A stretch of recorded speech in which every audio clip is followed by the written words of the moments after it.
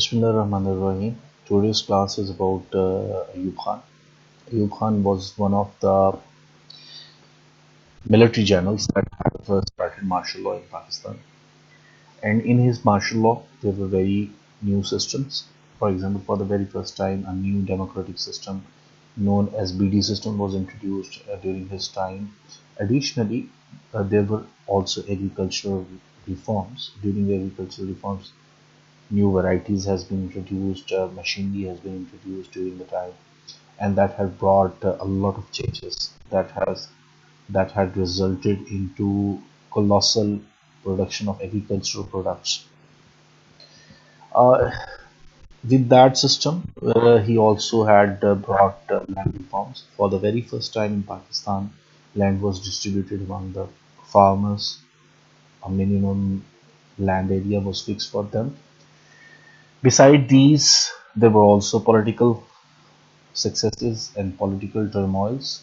Political successes include a new system that was BD, that was a novel system. It was, yes, it was not that much practical or successful, but it was a new initiative. Secondly, a new system of democracy known as presidential model was introduced, but it was also not successful.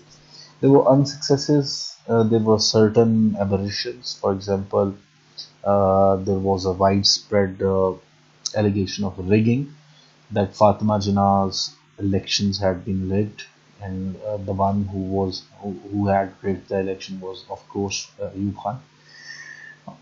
Then there was a war between Pakistan and India, and that war resulted into further the downfall of Ayub Khan. That was again promoted and highlighted by Zedek Bhutto, because after Tashkent Agreement of 1966, when Russia had provided its good offices for the resolution of the problem, and Pakistan's opinion was that a peace treaty or a truce should be signed with India. It had been signed in 1966 Tashkent Agreement, but when Ayub and Bhutto came back to Pakistan, Bhutto blamed Ayub to be at loss because we lost Kashmir once again. We were not able to bring India to terms to deal with the Kashmir issue. In that way, Ayub Khan lost his fame, and even an assassination attempt was there. This was the whole story of Ayub Khan. Now we start from Ayub Khan, slide by slide, and the details, and further details. For example, Qaeda Muhammad Ali Jinnah and Liaquat Ali Khan. After the demise of these two supreme leaders, there was continuously change of top leadership, prime ministers, and governor generals. The greatest mess was generated by Sikandar Mirza, when within 2 years he had toppled almost four prime ministers. Then this has generated a crisis of leadership, and that crisis had been filled by Ayub Khan. He had introduced a new democratic system known as BD system. According to that system, people will vote the BD members, and the BD members will elect the union council members and divisional union council members and divisional members. In turn, the BD system comprise of an electoral college that include not only the BD members but also the members of the divisional and union council members.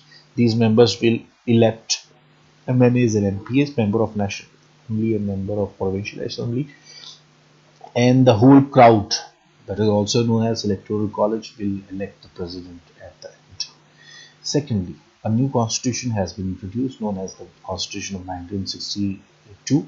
The major reforms we will discuss in the later slides. According to this, there would be 80,000 BD members, 40,000 would be comprising from East Pakistan, and 40,000 would be from West Pakistan.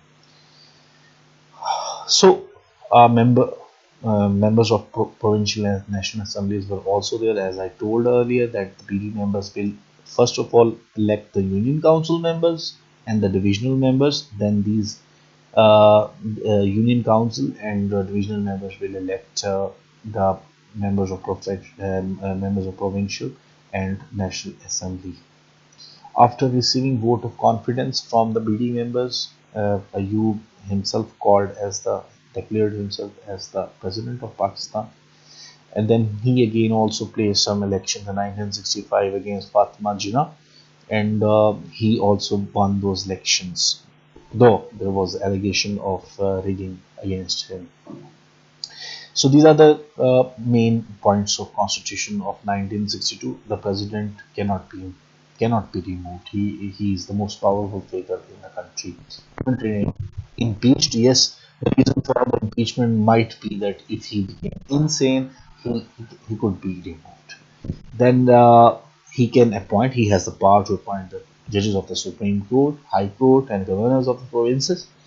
And additionally, the National Assembly could not pass any law without the permission or the approval of the President. If the National Assembly passes certain laws, that could be vetoed by the President.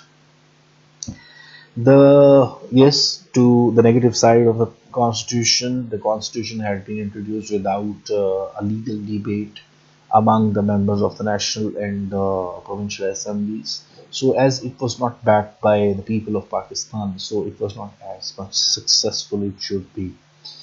In nine after 1965, the presidential election, he abolished the martial law from the country and declared it Pakistan as the presidential state.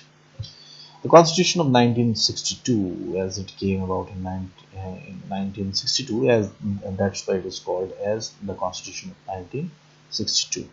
The president can also appoint the governors. So he is the most powerful figure in the country, and he is the most powerful elite in the country. Then, as you know, that BD system was a new model for the country. BD system was soon dominated by the strong generals, by the retired bureaucrats, and by bureaucracy.